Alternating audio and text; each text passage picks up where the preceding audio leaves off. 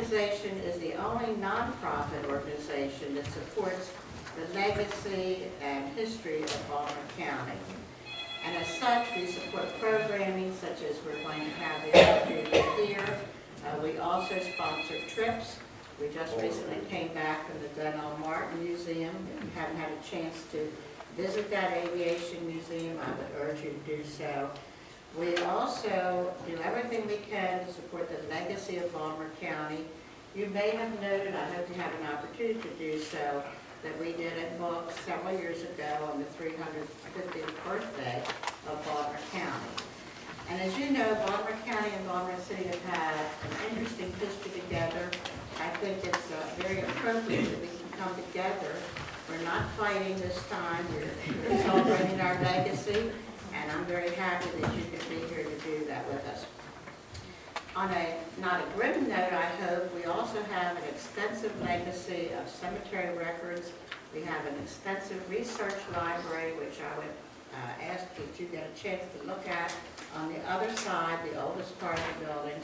And we would like to make ourselves available to whatever you would need as either Baltimore City or Baltimore County residents. This program gives us an opportunity to make history alive, and that is really, I think, the theme of both of these organizations. We look forward to the panel members. We're very fortunate to have them. And at this point, I know that we'll be looking forward to bringing into focus the history, interesting history of Baltimore City and Baltimore County. How many of you in this room were once residents of Baltimore City? And how many of you are now residents of Baltimore County? Almost the same number of people.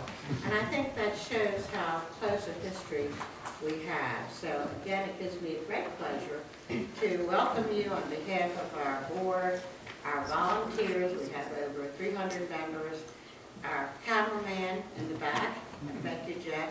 And now, as a graduate of Eastern High School, I would like to now turn it over to Mr. Joe Stewart, representing the City Historical Society, who is a graduate of City College.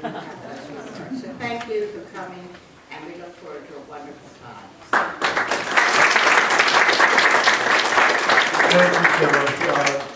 I'm not a graduate of City College, so, but I do. We've got many in the room, I know that, and I live sort of in the shadow of both Eastern and City College and what used to be the old Memorial Stadium in Waverly Village, which used to be part of Baltimore County on the York Turnpike. So we still have some. We're neighbors. Yes, we're neighbors, and we still have some signage that does represent Baltimore County. You'll see it here and there, not very often. But anyway, thank you, Phyllis, and the Historical Society of Baltimore County for allowing Baltimore City Historical Society to join you for a very special occasion. And I hope this will become an annual event, and that next year the city can host the county at some place interesting. It won't be in our little cubby hole that we have in the Maryland Historical Society. We don't really have our own dig, so to speak, but we'll find someplace interesting if you're willing to come to Baltimore City. Okay. And so the Baltimore City Historical Society just celebrated its 12th annual Mayor's Reception and History Honors, which is a luncheon program we have in the fall where we do honor living historians, we do honor scholar historians, and we honor in memoriam historians, and we usually do it at a different venue every year.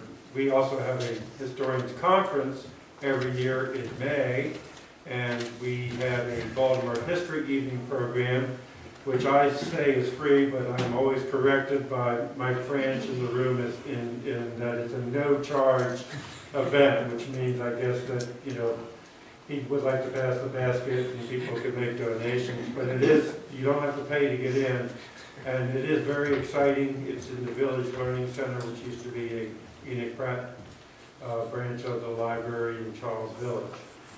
So I believe I am, some of our newsletters, membership information is in the back there.